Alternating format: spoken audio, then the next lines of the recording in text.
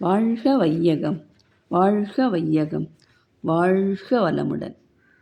குரு வாழ்க, குருவே துணை.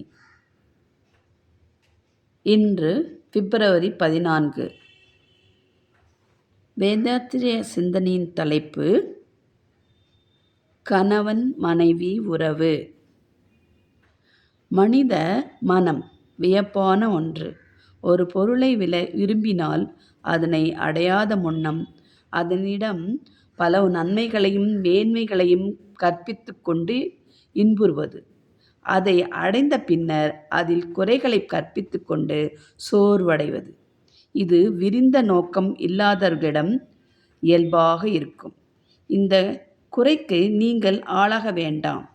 நல்லதையும் உயர்வையும் பாராட்டுங்கள்.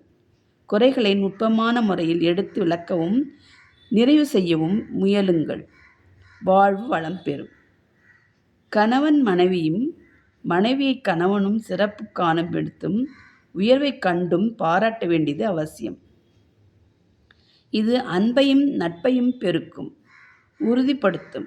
இதனால் எப்போதுமே பாராட்டி கொண்டு இருக்க வேண்டும் என்பதில்லை. அப்படி செய்தால் அது முகஸ்துதியாக அதன் மதிப்பு குறையும். ஒரு சில குடும்பத்தில் கணவனோ மனைவியோ பலரால் பாராட்டப்படுபவராயும் புகழப்படுவராயும் இருக்கலாம்.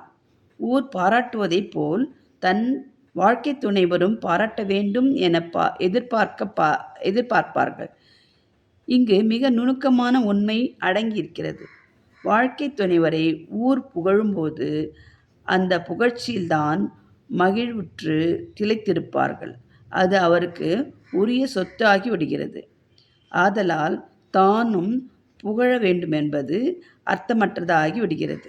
இந்த உண்மையை உணராதவர்கள் தன் வாழ்க்கை துணைவர் புகழவில்லையே என்று ஏக்கமும் வருத்தமும் அடைவார்கள். இது தேவையற்ற எண்ணம். ஊர் புகழும்போது மனைவியோ கணவனோ புகழவில்லையே என்ற குறையை எவரும் ஏற்படுத்தி கொள்ளக்கூடாது. அலட்சியம் செய்ததாக எடுத்துக்கொள்வதும் நல்லதன்று. அருட்தந்தை. வாழ்க வளமுடன்.